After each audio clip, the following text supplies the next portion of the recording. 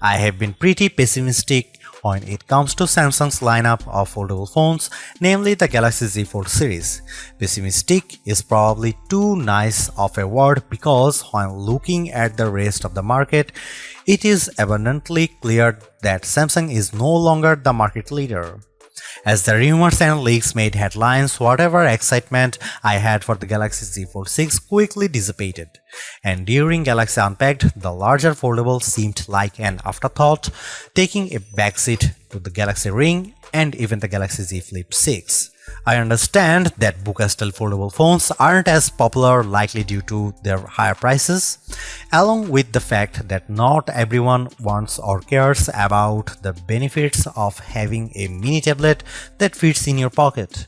So while many, including my colleague Derek, prefer a flip phone, it's just not my cup of tea. Samsung announced the Galaxy Z Fold 6 at its Unpacked event on July 10 alongside an array of additional Galaxy devices. The phone is currently available for pre-order ahead of its launch on July 24, with a starting price of $1,899 for the 256GB base model and maxing out at $2,259 for the 1TB version.